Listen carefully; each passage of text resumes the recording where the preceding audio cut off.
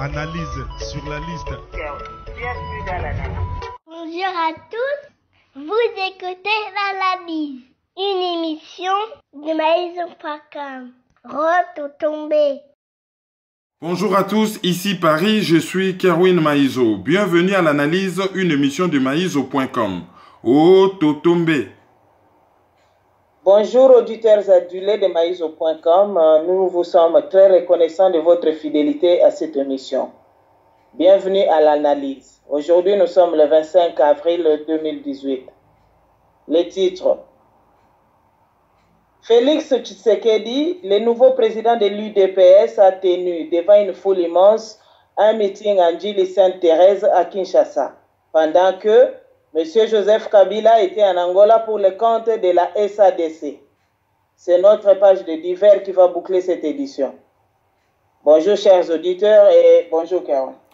Bonjour à vous, bonjour à tous, merci d'être là.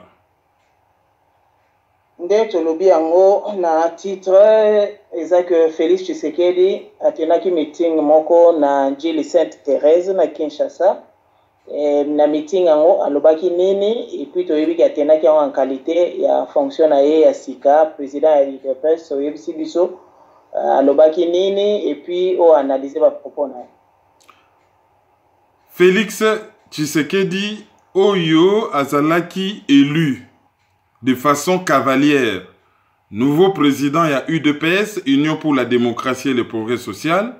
En remplacement, ya tata na ye, Monsieur Etienne Tshisekedi Wamulumba, malheureusement décédé depuis un peu plus d'une année à Bruxelles, atenaki premier meeting na ye public en tant que nouveau président ya UDPS. Mais avant tout analyser meeting wana, il faudrait ndenge to salaka to tia makambu na contexte. Parce que na français balobaka que texte sans contexte n'est que prétexte. Et tout ça un peu moins égarement mouké na grammaire. Na Kinshasa, ba receveur ba mesana kobele la Djili Sainte-Thérèse, Sainte-Thérèse, Sainte-Thérèse et ogoyoka on a poto même ba intellectuel bazolo ba Sainte-Thérèse. Oto yebi ke Thérèse azali mwasi, donc il faudrait batuba loba Sainte-Thérèse. Je crois que ba auditeur ba sali attention, ndenge au lobby clairement na ebandeli dans deux reprises Sainte-Thérèse parce que tout ça la peut constat que na Congo tozo vivre loko ba bengaka dynamisme vers le bas. Au lieu que batu oyo ba yebi ba matisa bato ba yebite likolo, bato yo ba yebi ba komi ko landa bato ba yebite na kati ya libulu. Oyo ka intellectuel pa na Sainte-Thérèse. Au lieu que ya corriger kuta lobite, balobaka Sainte-Thérèse te, balobaka Sainte-Thérèse. Ye non ako préféré na ya loba Sainte-Thérèse. Yango wana pe toyoka ka intellectuel a savon souligne. Ole baloba savon sunlight. Ah non, bon, baloba kaka souligne. Mais ceux qui bazala qui corriger batunde, batu ba changer. Et puis moi photo ya, c'est moi qui avais, c'est moi qui a, c'est moi qui a. J'ai, tu as, il a, c'est moi qui ai. Et wana ezali verbe être, ezali verbe avoir, ai. Ezali moi ba erreur moko commune. Oyo, batebele basalaka, et à force ya kosala yango, et comment intégrer net une espèce de français lingalisé. Mouta oloba bon, na français ya biso, na toloba kaboye, mais bon. S'il faut correctifier, ils allaient correctifier. Alors, Félix Tshisekedi a sali meeting na Djili Sainte-Thérèse. Et salami quand? Wanezali d'abord, première question. Et salami le 24 avril 2018. Le 24 avril, les ali date Oyo, les ali ko rappelé ba Congolais, célèbre discours ya Mobutu, Oyo, à l'elaka alobi, comprenez mon émotion. Les ali discours Oyo, et consacraki officiellement, liwa ya monopartisme, et yekobota multipartisme. Et Mobutu a proposé qu'à l'époque, à lobby, Tout ça là, multipartisme à 3 et après on verra. Malheureusement, bakisaki lisusu, un père azali wana pe akozana baleki mi bale. Kaka ndenge basalaka n'époque à naissance à IDPS. Pour un régime bima démocratique, un père azali wana mais ezala pe na parti mususu pour régime et perdre caché. Il y a régime dictatorial et comment régime moko démocratique, bien que batu bazali volontairement confondre démocratie na multipartisme. Démocratie zali multipartisme te. Multipartisme ezali un des signes de démocratie, mais yango moko kaka ezali démocratie te. Démocratie ezali pe respect à droit de l'homme, démocratie ezali respect à liberté et opinion, liberté à opinion et s'exprimaka na diversité à ba média, multitude ou pluralité na diversité à ba média, liberté à ba média et s'exprimaka pe na équilibre à ba institution et s'exprimaka pe na séparation à ba pouvoir, législatif azali indépendant na exécutif, exécutif azali indépendant na judiciaire, judiciaire azali indépendant na législatif na ainsi de suite. Donc, discours wana oyo e markaki entrée ya Congo na multipartisme, toyo kokoma na multipartisme oyo ya bozoba que plus de 400 partis politiques et tokenda na yango désordre, transition ici la kate, tozo ça la transition vers côté to utaki tito kende na terre promise oyo ya démocratie et puis ya développement économique. Ti lelo tokoma na terre promise wana te ndenge afdel ayaka kosala biso kata supérieur akati biso mutu et adindisi biso na libulu. Discours wana le 24 avril, selon d'aucuns et ils n'ont pas tort, ba considérer comme une des étapes majeures ya lutte ya Etienne Tshisekedi et ba misusu kutu ba lobby ezali victoire ya lutte ya Etienne Tshisekedi parce que a réussi ko imposer na Mobutu démocratie ou multipartisme. Et à l'époque, Mobutu a mis longoli na l'œuvre de toute sa vie, mouvement populaire de la révolution, étant à longwaki, à lelaki, à lobby, comprenez mon émotion. Alors, meeting ya Félix Tshisekedi et salami na date anniversaire, il y a événement wana. Wana eloko liboso, il fallait que tu soulignes. Eloko ya mi balé, ezali que meeting ya Félix Tshisekedi et salami mukolo oyo sommet ya SADC oyo ezali South African Development Community ezali neti muziki ya ba pays nyonso ya Afrika ya ngele. Boyebi ka Afrika ezali munene, ba kata yango ba région na ba région. Région ya likolo babenga kayango donc tolo, raison ya tolo ou ya likolo, babenga kayango Maghreb. Maghreb elingi koloba na arabe, ezali le contraire ya Mashrek. Mashrek ezali est ya Orient arabe et Maghreb ezali ouest ya Orient arabe. Tozali na région ya CEDEAO, Communauté économique des États de l'Afrique de l'Ouest. Oyo ezali ko regrouper ba pays nyonso ya Afrique de l'Ouest. Tozali na CEAC. Oyo ezali Communauté économique des États de l'Afrique centrale. Oyo ezali ko réunir ba pays nyonso ya Afrique centrale. Tozali pe na Communauté économique des États de l'Afrique de l'Est. CEAE. Communauté économique de l'Afrique de l'Est. Et tozali pe na communauté ya développement ya ba pays ya Afrique australe oyo ba bengi SADC. Alors RDC en tant que pays ya munene azali na nzoto mobimba na Afrique centrale. Donc tozali na CEAC. Mais soko tali ba Lubumbashi ba nini économie na biso nyonso ezali tourner vers port ya Lobito, Afrique du Sud boye na boye, tozali pe na SADC.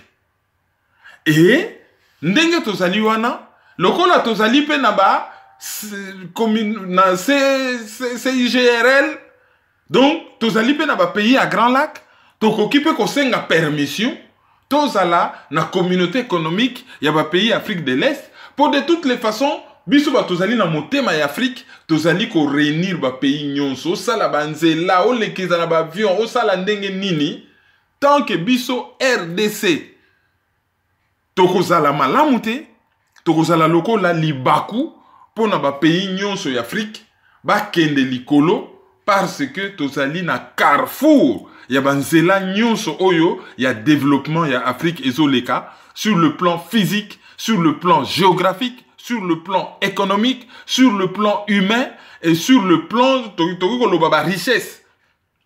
Tozali pilier yangwana, tozali na cadre, tozali pe na katia SADC. Alors nazali koloba na lobby sommet ya SADC ezali ko se tenir na Luanda.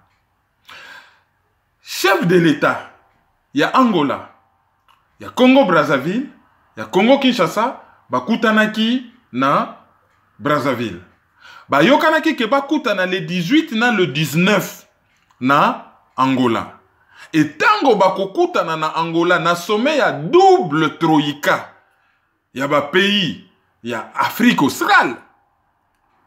Joseph Kabila a-t-il à représenter Yemoko a se présenté et ba sengaki na ye aya na ba résultat concret que ye azali ko respecter calendrier électoral, ye azali ko appliquer accord ya Saint-Sylvestre, ye azali na ko sala ko appliquer ba accord à Saint-Sylvestre, c'est-à-dire azali na ko respecter calendrier électoral, ko décrisper climat politique.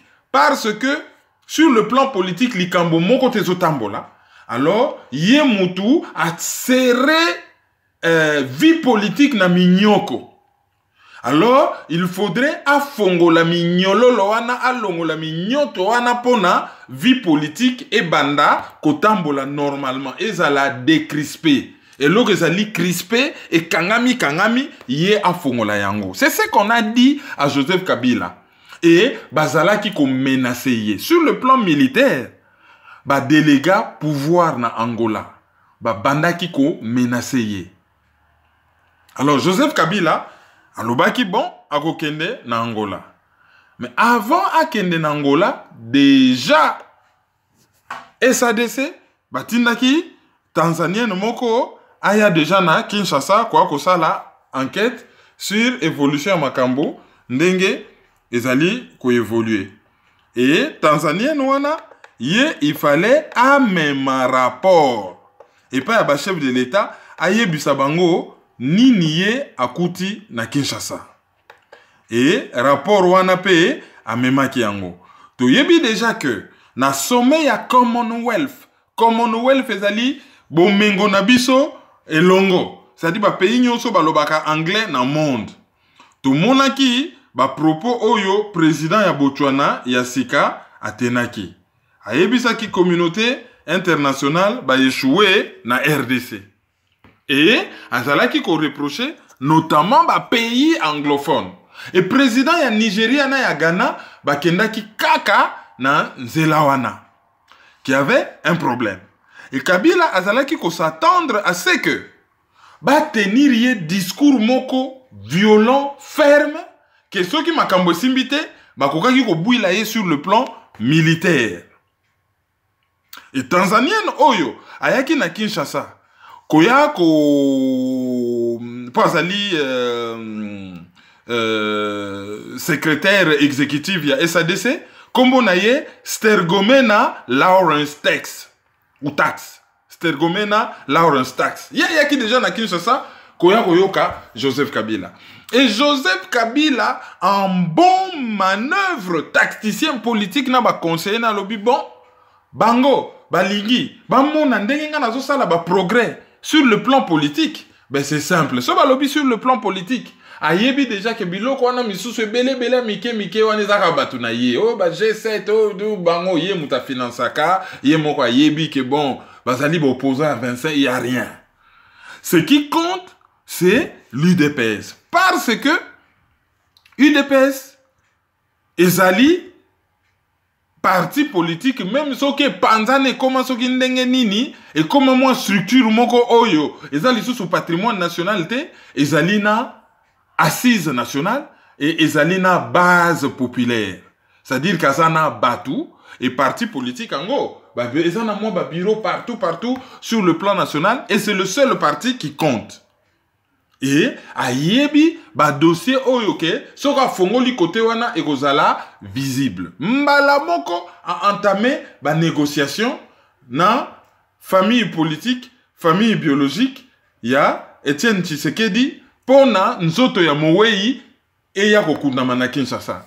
Et so totali koro bango signaki okomona nde na FCB non analyse, il y a rien dedans. Oh, gouvernement ekozwa en charge obsèque na ye. Oui. Normalement, gouvernement a joué en charge beaucoup d'amis. Il y a un grand commis de l'État. Ce sont les députés, ministres, premier ministre, normalement, ils jouent en charge. Ils ont une assurance vie. Ils ont généralement un droit à billet d'avion pour la santé. Si ils ont un problème de santé n'importe où dans le monde. Et ils ont un droit, il y a un obsèque. Non seulement obsèque, ça dit beaucoup d'amis, national, mais l'État joue en charge. Oh, ils ont un avion spécial. Ok. D'habitude, il y a une ligne régulière.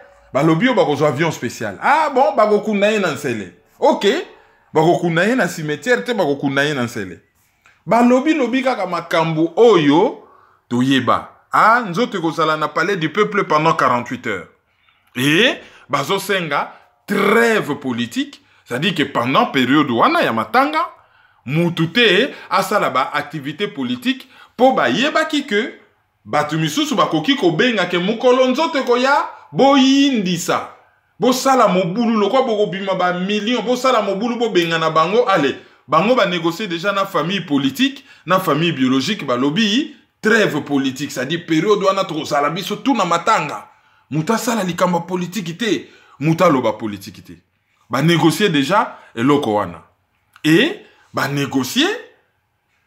Même si bazo continue ko wanga nango et tokozongela ba négocier que climat politique ezala apaisé, UDPS à tenir meeting na ye. Et comme par hasard, meeting e ko salama le 24, Joseph Kabila a 5 reports. Il y a réunion, il y a Sadek ezala le 18 na le 19 était, mais a 5 ezala le 24. Et le 24 alias Joseph Kabila ou Hippolyte Kanambe accueilli na Angola. Amemi nani? Amemi batu ya seni bakende ko expliquer makambo na salle. Pendant ces temps, problème sur que zali politique, ils en a bakan, ba acteur politique. Bato bazali ko prétendre que bazali opposition, basengi même pas na SADC que bango bazali na makamba koloba ba yawana. Non. Madame Stergomé na taxe azalaki na Kinshasa, on ne sait même pas ce qui va monakiye ou ce qui va solola ki na yenin, rien. Mais bakoyi ko senga pe balobi, tozala kuna tozana makamba koloba, bo accordele biso tribune, bo yoka pe biso. Parce que y a zali problème, azo swana na biso, bon, bino bo kote kuna en tant que chef de l'État. Mais bo tike la biso ata moi mais mo biso peto ba senga ki na bangote. Ou du moins, ce qui va senga ki ba rendre demande na bango officialité. Donc, tozo kene na présomption que ba senga kité. À moins que tout se trompe. Et Joseph Kabila a commis dans Luanda. Et qu'est-ce qu'on remarque à Kinshasa? Tu as remarqué que Félix Tshisekedi a longwe na limité à zokende meeting na Njili. Foule immense, accompagné par Nani, accompagné par Général Kassongo. Général Kassongo, oya mokonzi ya police, tout sourire, azo accompagné ye Nanjili. Ils ont rappelé biso ba image ya Général Kanyama, tout sourire, ndenge accompagné ka Tshisekedi, tango autaka poto zonga na kin, ba millions de personnes nanzela, tango ayaki ko promettre ba tu carte jaune, carte rouge ke logo moko salamate, na ndenge ba accompagné ye na stade de Martyrs, et ndenge asala pe meeting na ye, asala pe pouvoir à rien, et les kandenge wana, ye a accompagné Félix Tshisekedi na meeting. Tobo sanate. Police ezalaki ko boma batu na ba manifestation na Kinshasa par exemple oyo comité laïque de coordination salaka ezali police ya aka Joseph Kabila ou Hippolyte Kanambe oyo ezali dirigé par Général Kasongo. C'est-à-dire que police wana nde mutu eboma dossier de Chad, police wana nde mutu eboma Rossi Mukendi, police wana nde mutu eboma ba oyo misusu toyebi kombo te po ye mutu azali mokonzi ya police, donc autorité morale ya police oyo azali ko porter responsabilité morale directe vis-à-vis de la population, même ceux qui sont les ministres de l'Intérieur, Premier ministre, Président, c'est-à-dire tout le gouvernement, parce que la police appartient au ministère de l'Intérieur. Même ceux qui ont président, sont responsables parce que la milice, Outaki Libanda, Bataba M23, ils sont président, quand on a une décision, mais officiellement, la police ils sont dirigés par le général Kasongo, et c'est lui qui était à côté, il y a Félix Tshisekedi. Kimbuta a commis vraiment tout à prendre acte ya meeting à quelque chose la réunion na IDPS ba fandi pression sili ba quelque solo la na ye aller bon à prendre acte ya meeting garantie nini UDPS a pesaki pour na brusquement pouvoir à comment très gentil point d'interrogation. Félix Tshisekedi a commis l'Angile. Batimisu Soubazela, 5 heures du temps. Tellement que espoir, ezali que mona mobali yo, vraiment, azo bunda po na mboka. Akoye la batu, message d'espoir. Et a commis l'Angili, a sali meeting devant une foule immense. Foule immense, wana ba utaki wapi. Foule immense wana ezali foule oyo elandaka UDPS et oyo elandaka kombo ya Tshisekedi. Et biso na ba émission tolobaka yango que côté popularité soko wangani popularité ya Tshisekedi c'est koza motema mabe. Tshisekedi azali très populaire. Kombo wana ezali très populaire. Mais totunaka kaka question moko. Popularité wana basala na yango nini pour avantage ya mboka. Po bani ba yela biso polémique ya nzembo ya Marie-Paul oyo à l'époque azalaka na talaku moko kombo na ye Bizima Kodos azalaka na Paris. Nzembo bazali koyemba ba mama plein na plein. Ba yeli biso lisusu nzembo ya plein na plein mutachaka tembe ya plein wana zate. Tshisekedi plein na plein, UDPS plein na plein. Et basala ki souka na plein. Place Sainte-Thérèse et Tonda Meke plein. Mais résultat nini, impact nini plein wana nango na départ ya Joseph Kabila. Rien. Asali meeting. Na kati ya meeting wana toko joignon so ya lobite, mais toko résumé. Abanda ki ko dérouler programme électoral na ye. Ce qui peut-être va élire Boki, hein, un responsable politique, Oyo, azo ça la politique avec conviction, azo employé mot, ce qui peut-être to komi na bokonzi. Peut-être, Mouto azali convaincu, azalaka combatif, ayaka koloba, to zali apona to za bokonzi, boko sala nyonso to za bokonzi wana, akozala positif. En communication, on n'emploie pas le terme netia, ce qui peut être. Ça, c'était déjà une erreur en politique. Et, abandi ko déroule le programme naïe. A lobby ennemi à peuple congolais ali corruption. Toko lutter contre corruption. Ndenge toye awa ezali kadote. Ezali résultat ya lutte na biso. Ndenge pe nzoto ya nkondo président na biso ekozonga ekozala pe kadote. Ezali résultat ya lutte na biso. Mais azali na kosenga na bana mboka. Mokolo nzoto ya nkondo koya tozali ba bantu tozala na matanga tosala mobulu te. Après aye koloba makambu ya kobongisa kelasi ba école technique. Tozana besoin ya école technique. Et à quoi instaurer service militaire. Ce qui mutasili ici école secondaire. Oyo to bengaka awa lycée. Oyo bana par exemple les États-Unis ba bengaka high school. Toko kende service militaire. Ndenge zalaka na Suisse mutu nyonso kuna za sokoro. Silisi kela c'est le service militaire et na Suisse kutu bazongelaka yango bacours ya recyclage soki enda mbala moko mais après un certain nombre d'années ozozongela bacours ya recyclage bokoki kolanda émission moko RFI asalaki sur grand reportage boke na grand reportage bokomona baservice militaire en Europe ndenge fonctionnaka a déroulé programme na ye et aye kobeta masolo ya plateforme politique na ye asali oyo kombo nango UDPS Tshisekedi et parti politique allié je crois beti kombo ya plateforme na ye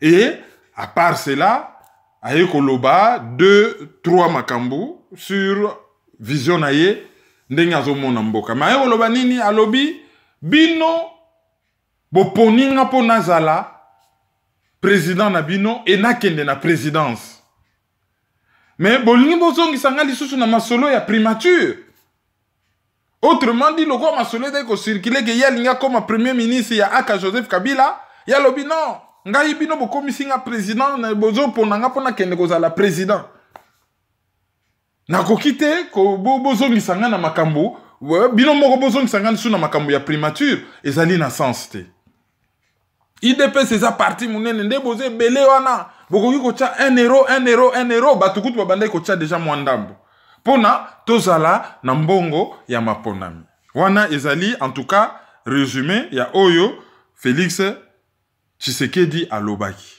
ezali vraiment résumé bokoki ko trouver yango na ba site ebele discours mobimbe ezali mais tokokota modino na discours wana te raison ezali simple na bete la kabino lisolo mon émission na lobby liboke ya moninga basombe la yango kwanga te mutazo tumba liboke na ye yo sombi déjà kwanga ozozela e bongo soka pimeli yo kolia kwanga wana na nini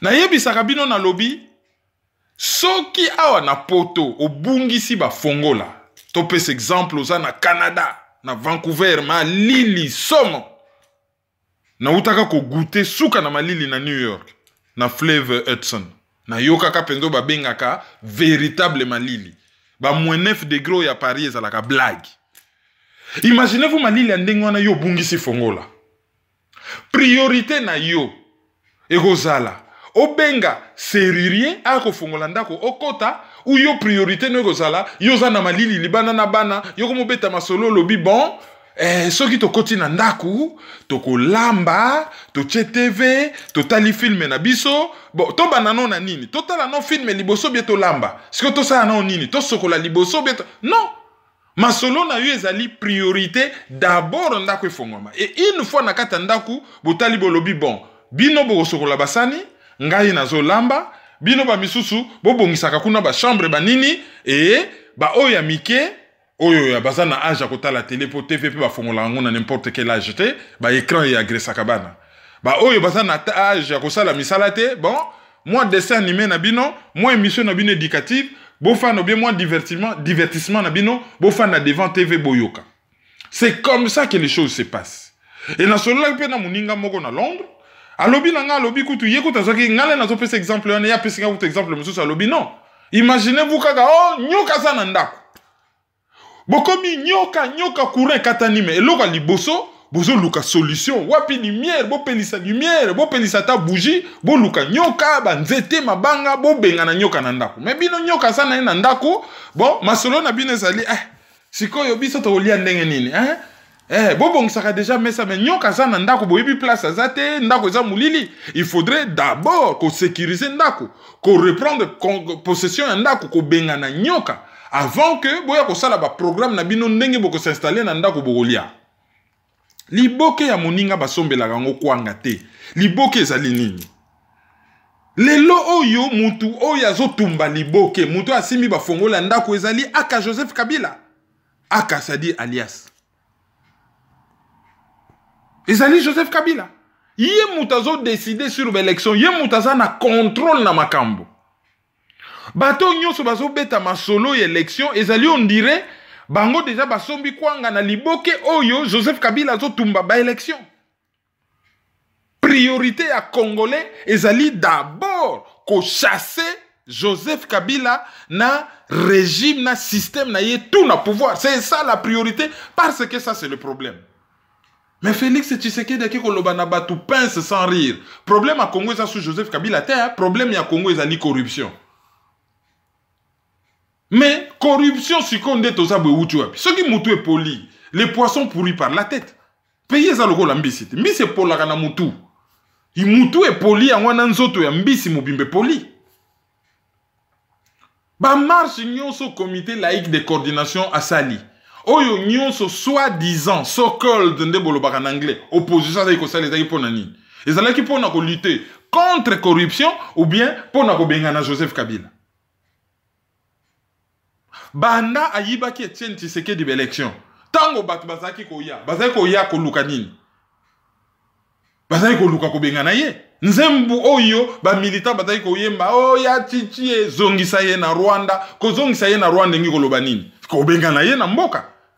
Bien que logiquement izali nzembu izali ke pas ko bengana ye na mboka, ko kanga ye à rendre compte na mabe asali biso avant kende. Mais nzembu ezoloba zongisa ye na Rwanda. L'air Monsieur Tshisekedi wa mulumba zai ko loba bola la pongia ba bébé je m'en occupe. Aza ko s'occuper na ye ndenge nini, soi-disant. Et ça là qui ko s'occuper na ye, botika ko sala mobulu, nazo solo na ba décider, ba ko longola ye, ba ko benga na ye. C'était ça. Alors, l'air batubaye est belé baza peut-être désespéré. Ba misusu bazali peut-être aveuglé. Ba misusu baye peut-être kota la spectacle.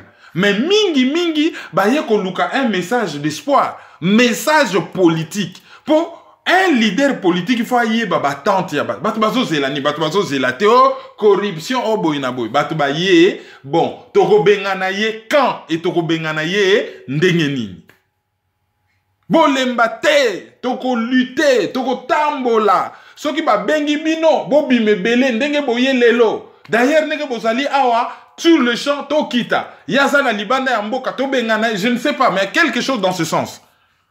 Dans l'obité, à Mouta qui nous a qui est responsable. Mais message au batbata qui cause là, et ça là qui y a message, il y a comment ko bengana banguna na mboka. Et loko yo batutu oh plateforme ya boy. Ba misusu kuto to bengana ye na élection. Oh boy na boye. Oh to luka manduki, to kotize mbongo, to nyonso tout leitmotiv. Singo ezo mema batu nyonso ane ezali nini ko bengana Joseph Kabila. Les gens n'ont pas entendu un quelconque message ya bon, loko la ba décrisper situation politique. Biso tozaka un objectif na biso ko bengana ye, to ko bengana ye. Les gens n'ont pas attendu ça. Ah, nalingi machine à voter te. OK. Olingi machine à voter te mais yazo insister. Yoko sala ndenge nini soki a organisé l'élection a ko frauder. Et communauté dite internationale balobaki pona Joseph Kabila a présenté ata dauphin na ye.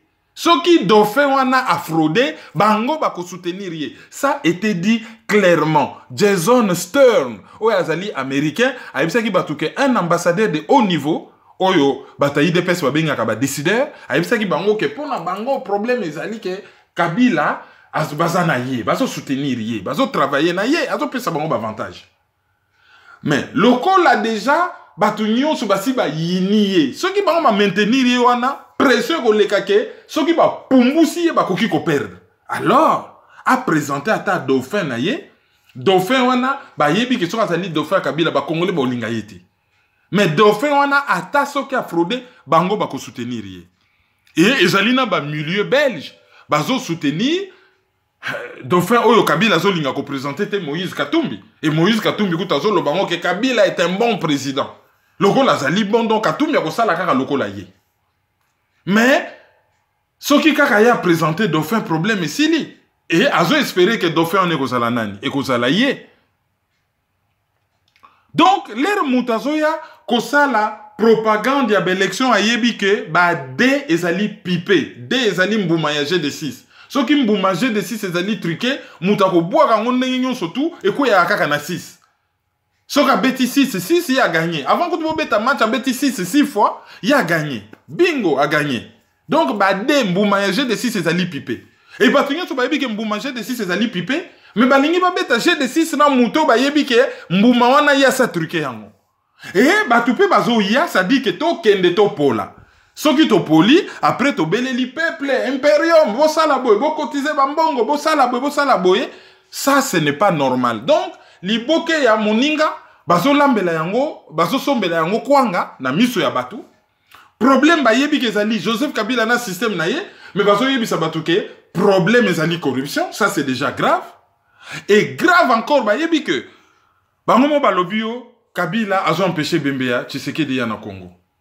Raison ni bango bazo pesa. Awa azo bange Bembea na soke ye ko yinde la ye. Mais ye moko mona Tshisekedi azo expliquer batu ke tozali ba bantu, mukole Bembe ko ya bosala mobulu te. Est-ce que batu bako sala mobulu po pa bambe Bembe mabanga? Muto yo bango balingaka? To bako sala mobulu na kanda po na basilikela muto ya pimelaka ye présidence et ba benga na mutu wana. Pour qui roule Félix Tshisekedi? A komi ko préparer batu ke non soke Bembeye bo sala mobulu te tout ça babantu. Ça veut dire quoi? Pour qui il roule? Bota la sikoyo conséquence ya ba acte na ye. Et ça déçoit ça ko sala réunion. Oyo il fallait que ba chauffer Joseph Kabila, ba féliciter ye pour na ba progrès oyo ye asali. Ba progrès wana boko remarquer ngo et l'Obama qui déjà na RFI et na ba média ebele et na RFI kutu porte-parole ya Seni. Et ça là qui je crois un certain monsieur Kabamba, nga na ebi Marie-France Dikaï mais na mona ki mon ami, na mona ki plutôt monsieur Kabamba. Soki nazo sa la confusion kombote bozonga sous une information à RFI, boké na rfi.fr, bo cliquer na information. Et vous sélectionnez, il y a 7h30, il y a les 25. Il y a 7h30, vous voyez. Alors, vous allez contacter na kati. Ba démontrer ndenge bango bazo préparer l'élection bien, bazo avancer bien. Et ba démontrer que machine à voter zali bien. Et bazali na besoin, il y a ba informaticien. Hein? Et ça désalouke la bango quelques informaticiens. Abakise la bango. Et baza na besoin pe. Et ça désalouke la bango pe mbongo. Bango bataki na besoin en mbongo batute. Joseph Kabila qui kota na réunion pour na ko flatter SADC na bato Seni et bato Seni bazo senga mbongo ah toza na besoin ya ba informaticien toza na besoin mbongo pour na to futa pe batu bo chape moi maboko na mbongo bo participer na élection ça dit asimbisi bango touche ah ya lingi mbongo ya ba libanda te ya ba occidentaux te mais ah bino bandeko na ba africain bo ko ya na mbongo bo chape moi ba informaticien na bino comme ça bango pe ba simba touche na likambo ya machine à voter. Donc, aïe na bango na kati aïe ko démontrer que tout va bien. Que sur le plan électoral, azali ko respecter calendrier. Et l'oko yami balé a démontré bango na kati que climat politique ezali apaisé, a décrisper yango. D'ailleurs, ndenge to fandi akabakata na meeting ezo sala na Kinshasa encadré par la police. Azana ye libre, azo loba bino moko botala ba image ba tout plein. Encadré par la police qui ezali a autorisé ba meeting. Mais une semaine avant, meeting, il y a une affaire qui kuna na katanga ya Kyungu wa Kumwanza na kati ya salle. Réunion na kati ya salle ezala qui interdit. Mais na Kinshasa parce que azala qui na besoin ya ba image ala kisa mokili mobimba ke ye azo respecter accord ya Saint-Sylvestre. Alors a démonté bangwa atiki meeting ya IDPS d'ailleurs bino moko bomoni ndenge meeting ezo salama. Conséquence ya meeting wana nyonso oyo ezali ko salama na Kinshasa na réunion oyo ya SADC oyo ezo salama na Angola oyo so batali bien les deux ezali relié ezali nini ezali oyo Jeune Afrique azobenga na titre na ye ya lelo la SADC ou la SADC salue les progrès remarquables entre guillemets réalisés en RDC. Alors quels sont ces progrès remarquables? Est-ce que le peuple a remarqué que vraiment progrès remarquables ezali hein? RFI pe alobaki yango ke communiqué oyo bimi ezokumbisa nango Joseph Kabila ye mutakendaki do mir ba sereye à s'en sortir mais comme un maestro à s'en sortir très bien parce que ba se servir na ba image ya makambo ezali koleka na Kinshasa oyo ba ko yebisa biso te ke Félix Tshisekedi ayebaki te ke koza na conséquence wana et ba sauver ye. Alors chaque fois que y a zalaka na difficulté IDP ça a toujours ko sauver ye.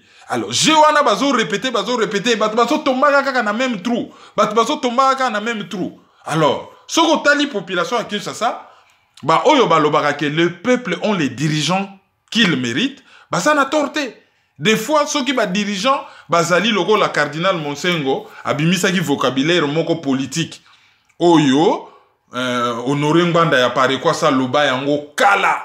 Mais le lo est comme kaka médiocre, et comme vocabulaire abato IDPS, to reprendre kaka vocabulaire to lobby, ceux qui bat baza médiocre ndenge wana ba dirigeant baza médiocre ndenge wana, ezali parce que peuple azali a commis complice ya ba médiocre, et donc c'est comme si quelque part peuple wana azo mérité médiocrité wana po comportement ya peuple wana, même ceux qui zali désespoir a commis naïf. Mais ce que lobby yango vocabulaire oyo ezali na kati ya vocabulaire politique rwandais ya la haine, la jalousie et comme kobima. C'est le mot le plus écrit sur internet week-end ezali kaka haine, jalousie.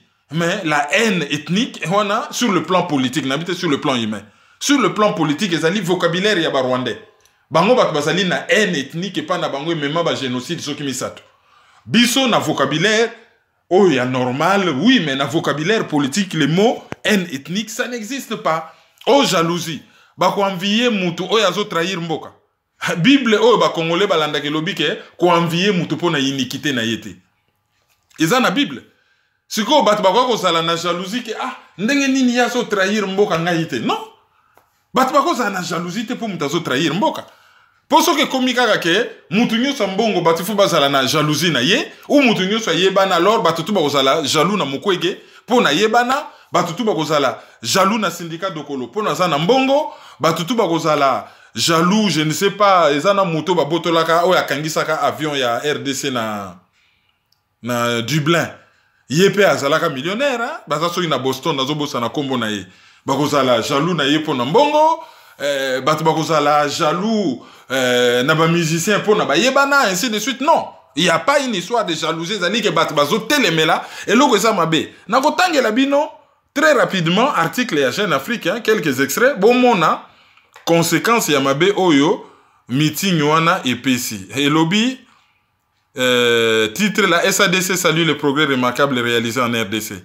Plusieurs chefs d'État dont le président congolais Joseph Kabila étaient réunis mardi à Luanda en Angola à l'occasion d'un sommet de la communauté de développement d'Afrique australe, SADC ou SADC. La rencontre s'est notamment attardée sur la situation en République du Congo, démocratique du Congo.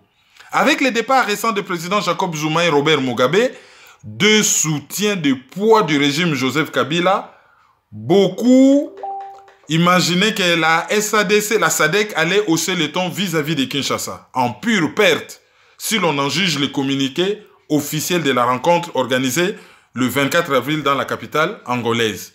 Donc, bato bachaka motema ke communiqué à Souko et Kobima na réunion ane ko sala mabe contre Kabila en tout cas salami na ngonde nyonate ba perdre communiqué ane salaki na ngon avantage à Joseph Kabila. Le sommet a pris note des progrès remarquables réalisés en République démocratique du Congo ainsi que estime ainsi l'organisation régionale qui salue également les progrès réalisés dans la mise en œuvre de l'accord politique de décembre 2016 et dans le respect du calendrier établi pour les élections se tenant le 23 décembre 2018. Donc, pona bango, Kabila a respecté l'accord ya Saint-Sylvestre et a respecté le calendrier électoral. En conséquence, les chefs d'État présents en Luanda ont finalement renoncé à dépêcher un envoyé spécial à Kinshasa. Une décision prise initialement en août 2017 mais qui avait jusqu'à présent échauffé sur le refus du président Kabila d'y donner suite. Donc, Sadek Bangay Batinda, Mutuna Kinshasa, Kotala Makambuli Susu Yemoro na Misu, Bamone komi nango inutile po, ndenge ka ba monaki, ndenge ba monaki, bato ya Seni, ba yeko démontrer bango que tout va bien, batali meeting na Kinshasa, décrispation c'est salami, bon voilà. Bazasu na besoin de na mutute. Des élections pacifiques et crédibles. Aucune mention n'a été faite dans le communiqué des intentions de Joseph Kabila en vue du prochain scrutin présidentiel auquel il ne peut concourir selon les termes de la Constitution. La SADC a seulement invité tous les acteurs politiques de rester attachés à la mise en œuvre du calendrier électoral et de veiller au maintien d'un climat propice à la tenue des élections pacifiques et crédibles. Baso benga batu nyonso, oyo basali na makambu élection, c'est-à-dire pouvoir nos positions, ba sala nyonso ke climat ezala malamu pour na élection ezala na kimia et ezala élection ya malonga. Donc nana kobimisa mubulu. To yebite Ce texte aux allures de satisfecit contraste avec les vives critiques exprimées ces derniers temps par les Botswana, également membres de la SADC, mais non présents lors du sommet de mardi, qui a clairement appelé à l'alternance politique en RDC. Alors, texte Oyo, chef de l'État bazalaki na Angola Oyo, ezali nango na ezo lakisa bo sepeli na bango nde makambo ezo leka na Congo, et komamaki na absence ya Botswana, Oyo a critiqué ki gouvernement a Kinshasa ki faut alongwa, batu misusu bazwa pouvoir, et Botswana Oyo azalaki absent. Alors, un rapport plus que positif. D'après RFI qui cite une source présente sur place, la souplesse du communiqué vis-à-vis de Kinshasa s'expliquerait par les rapports plus que positifs remis avant le sommet par la secrétaire exécutive de la SADC, la Tanzanienne Stergomena Lawrence Tax. Présent à Kinshasa à l'occasion de l'ouverture de l'ouverture la semaine dernière d'un bureau de liaison de la SADC dans la capitale congolaise, elle avait déjà salué le gouvernement et la commission électorale pour les progrès réalisés dans le cadre du processus électoral. Bango balobi que selon RFI, soki bakonjuana ba lembisa kisinga ezali pona secrétaire exécutif ya SADC oyo ayaki na occasion ouverture ya bureau de liaison mutaye na ye na occasion ouverture ya bureau de liaison bango bazo boya que envoyé spécial a kutala makambo afongola misu mutaye na ye na occasion ya ouverture ya bureau de liaison a sali rapport à malamu bandimi yango mais réalité za yango te heureusement batiango na conditionnel réalité zali que meeting o esalamaki na Kinshasa nde mutu et convaincre bango na présence ya seni na kati ya réunion. Voilà article wana ezali na Jeune Afrique bino mo boko mona e boko comprendre soki toto yebisa bino mabe oyo bato bazo sala bato bakako kosela biso lisusu la haine la jalousie tribalisme baroyana ba vocabulaire oyo ezangatina o biso tout ça kunate nous disons ce que nous estimons vrai pour notre pays.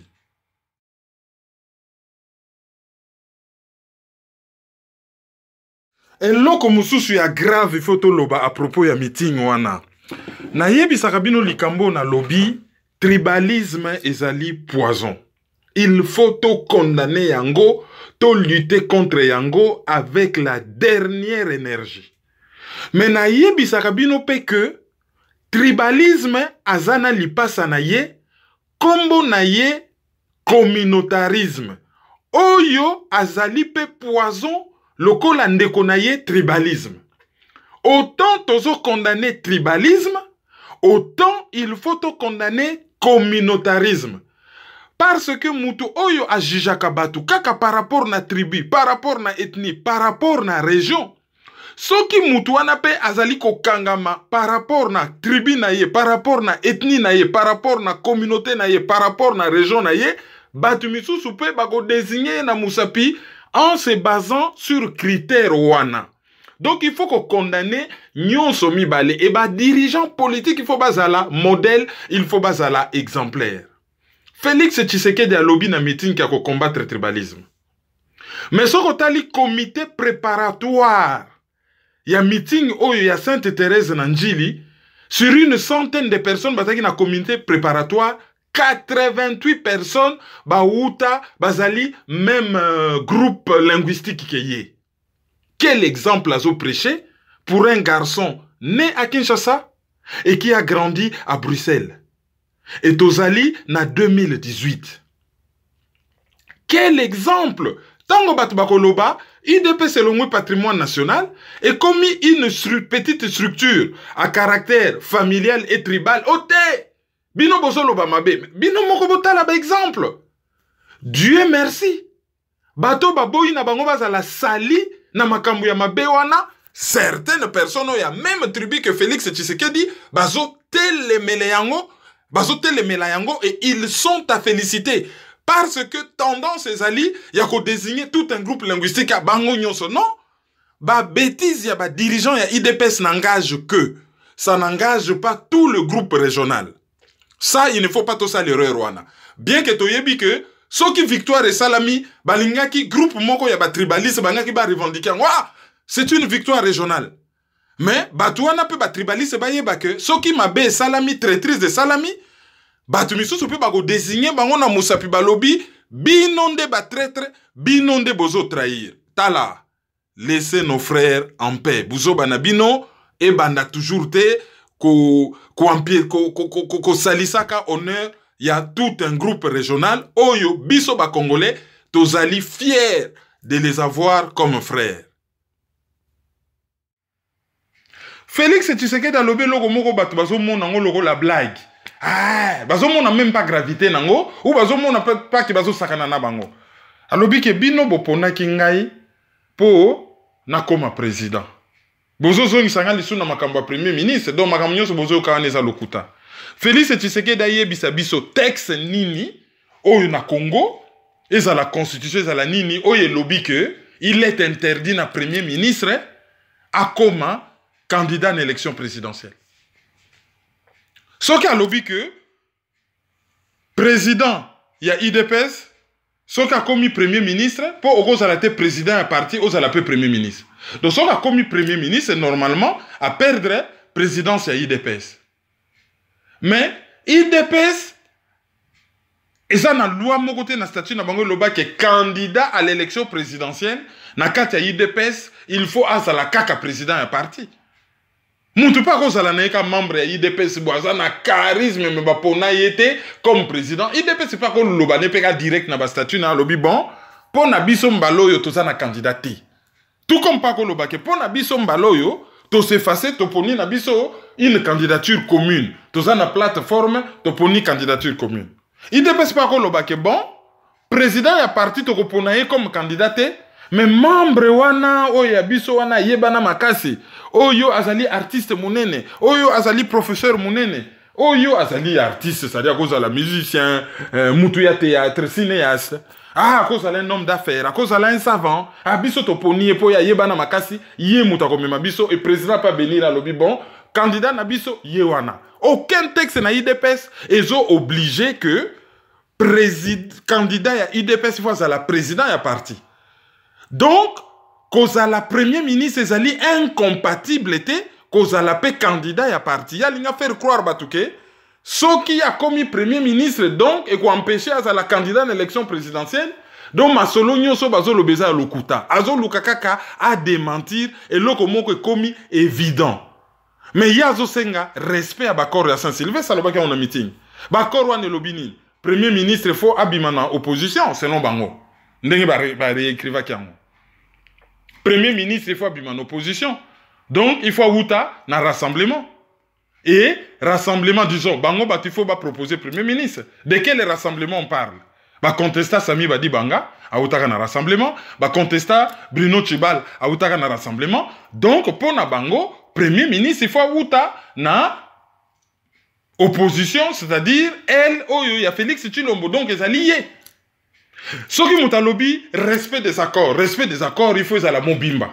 Et n'y kolobanini, ba prisonnier politique, bazonga, nzoto ya Etienne Tshisekedi ezala libanda te ezonga na mboka ya kokundama, Moïse Katumbi azonga, ba o basana boloko babima, et premier ministre aouta na opposition.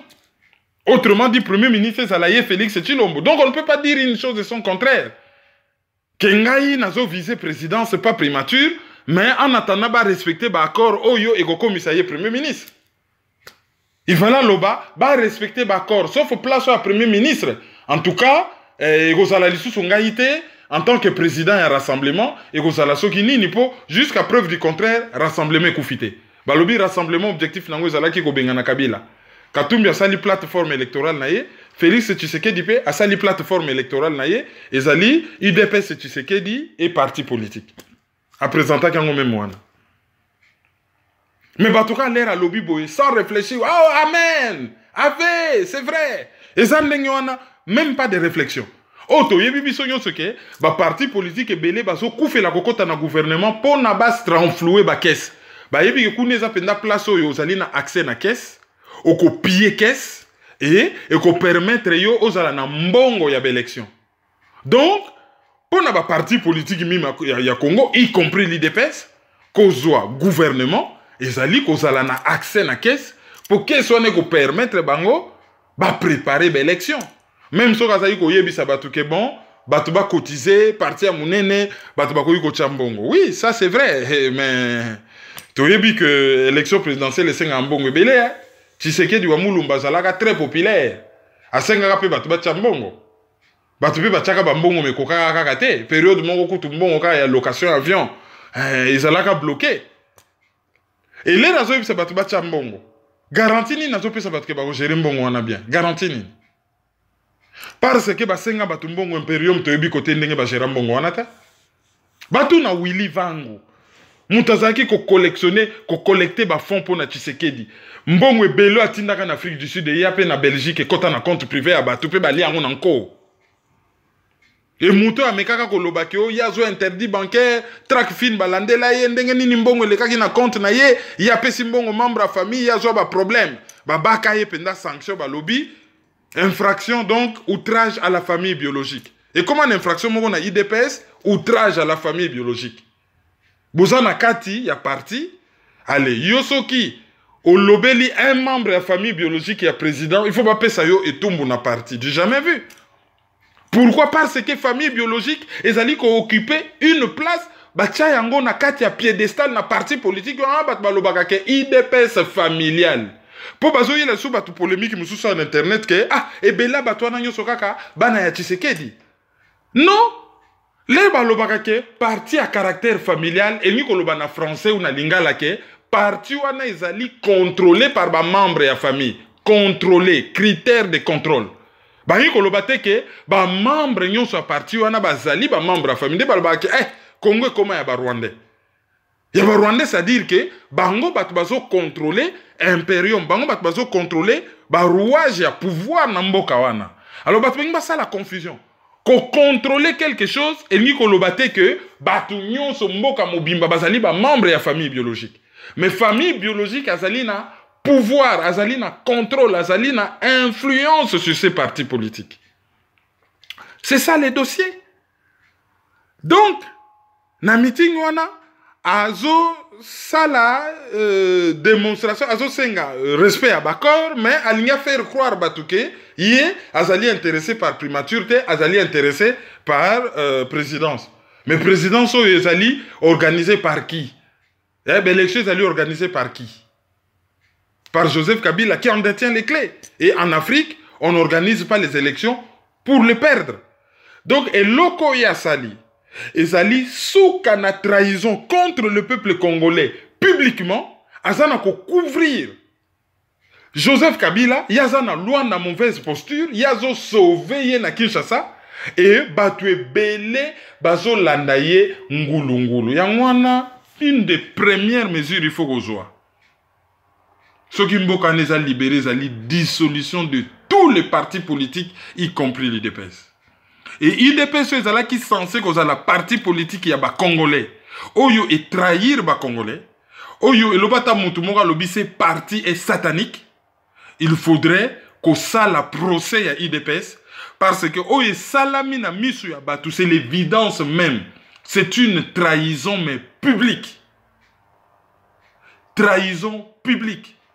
Quelque chose de très grave au vu et au su de tout le monde. Oyo batbaso beta maboko. Oui, to yebi que bah occidentaux qui n'ont pas décidé sur notre pays, il faut batba teleme la bango. Ba koti sa paradigme oyo ke binonde faut se plier mboke za ya biso. Batba komikaka les occidentaux ont dit. Ah bangonde balobi. Ba occidentaux bazo bisa bango ke non, loko la Kabila ni ko organiser l'élection te, bino faut bo piéger, bino faut bon ndima ke bon to ken élection, comme ça total yé akosala nini. Po, yazo ko signaler aux occidentaux que ngana ndimi l'élection des oppositions d'Azoboya. Mais kondima ko kenne na l'élection pour faire plaisir aux occidentaux n'empêche pas que bacha yé pression que le problème c'est lui akende. Nzembo ya transition sans Kabila. Nzembo wana ekenda wapi. Nzembo ya transition sans Kabila. Nzembo wana ekenda wapi. Hein? Nzembo ya transition sans Kabila. Bayembela kabisongo plusieurs fois. Transition sans Kabila, babosani na bango, Kabila dégage, babosani na bango, batunyonso bakufaki, babosani na bango. Bon, sikoyo, tout va bien, tozongel na biso activité politique, ba meeting e komiko salama, ya sa salisho na Angola, et l'era koya a roulé bango na farine. Soka sisi ko roulé bango na farine, allez, ba yoko baluka côté à peuple. Kabila traître, boye na boye, boye na boye. Mais makambozo salama, Kabila ne trahit personne, makambozo salama, ndenge ba yokanaki. mutu na mutu azo jouer rôle na ye et mutu na mutu ayebi ba dividende oyo ya tiraka na mulili par rapport na rôle wana. Kabila azo obtenir ba glissement na ye, ba oyo misusu ba jouaka ba rôle na bango, ba voyageaka, ba bimaka, ba kotaka, ba monaka ba clair na bango et tout ça et voilà. Donc blague oyo bazali ko sala eke quand même trop loin. Question eza sikoyo boye, est-ce que ce qui totali personne ya Félix Tshisekedi kombo wana ye azoporte, est-ce que eza un atout pona ye, et puis ndenge nini bato ya libanda entre guillemets communauté internationale bazo mona ye, parce que bato wana ya libanda batiaki tata na ye babengaka yango neti label, donc batiaki tata na ye étiquette moko boye aza radical boye. Apparemment toza vraiment te na ba information ya musala moko très solide oyo ye asala oyo ekopesa ye lokola mwa ebonga moko atelemela pona a viser loin. Soki totali yango na regard wana commentaire no ekozala. Il est indéniable que Félix Tshisekedi a porté un grand nom. Un des noms le plus connus de l'histoire politique à Congo. Ça, c'est indéniable. Et c'est déjà un atout pour naïe. Batouana bayake belé na meeting wana bayake belé te parce que ya salaki musala moko ya koratise hein. Et sali ke aki kokuta déjà bilanga et c'est l'onami ya yeka kako bukamboma. Donc il a un nom et c'est un atout. Pour azali na vivier électoral oyo na yebisaki na lobaka mingi na analyse ezali constitué na ba originaire mingi na ba originaire ya Grand Kasaï et puis Batu mingi basa na Kinshasa, c'est-à-dire province union sur la Grand Kasaï na Kinshasa ezali vivier électoral makasi ya famille Tshisekedi au-delà de l'UDPS. Ensuite et puis ezana batu na ba province mususu mais fief o ya bango électoral ya makasi ya ngwana et ça c'est déjà un acquis. Donc azali na vivier électoral. Et ils ont rendre ye incontournable pour batu ba yebi ndenge ne fonctionnera na Congo. Ba yebi ke so otangi parti tel au moni déjà cointel ya pays. Otangi parti tel au moni cointel ya pays. Et ye a koki ko brandé, c'est d'ailleurs un atout. Pour bato baso kota ba réunion à gauche à droite, so ki basololi bazo sentir toujours occidentaux bazo linga koyeba bo qu'en pense Félix Tshisekedi. Pour ba yebi ke na ba calcul na monde bazo sala mikolo yo so ki ba poni mutu moko oyo ke ba ko telemela ye na Kinshasa. Oyo ezali siège à l'institution, ils ont une grande concentration de population dans la superficie à Mouké. Plus, par exemple, dans Grand Kasaï, et que ça très difficile pour nous, Moutouana à diriger na Kimia. Ça, c'est déjà un fait. Donc, c'est un atout pour Naye. Faiblesse Naye, c'est que au départ, Azala qui perçu comme tout simplement le fils à papa. Oh, le que bon, pendant que politique est à Salama, il y a le bango, il y a à Bruxelles. Et bah missus à l'époque, maman m'a dit, c'est-à-dire que Moutoumoko yo vraiment azali toujours sous protection, maman naye, maman lobby boy, maman lingi boy.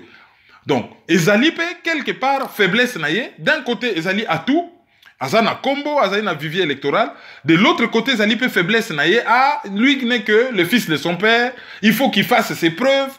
Ba misusu kutu balobaka ke yekuta kota boloko pendate nabi ba misusu balobaka na lobi te biso to lobi yango ta babiloko ba reprochaka ye ba misusu balobi aza penda na CV ya malonga te asala pendate aza na expérience ya gestion te donc ekozala quand même difficile pour na ye akoka ko prétendre na ba poste moko à responsabilité so gazate na moins expérience ne fût que en tant que conseiller na ministère, en tant que commissaire des zones, en tant que chef de quartier, hein, maire moi quelque part azan expérience wanate ezali point faible naye.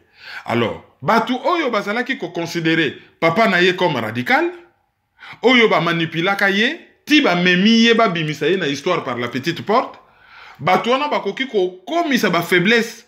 Il y a Félix Tshisekedi comme atout pour la faiblesse des années, il n'a pas le même charisme que son père à cause de la manipulable. Donc bacha yo n'a pas des occidentaux ont besoin il y a un profil moko facilement manipulable bato yo bango bako chawana pour na ba servir l'intérêt na bango. Donc d'un côté azana ba atout, de l'autre côté azana ba faiblesse. Et c'est à lui d'être digne de ces pays, d'être vraiment les dignes fils de ces pays, atala, intérêt na yezali wapi, et ayeba ko agir en conséquence. Sinon te, biso nyonso, tokozala, perdant, par action, il y a quelques-uns pour ayeba que, ceux qui a trahir mboka, ou a continué à trahir mboka, bako juger très sévèrement. Auditeur du jour.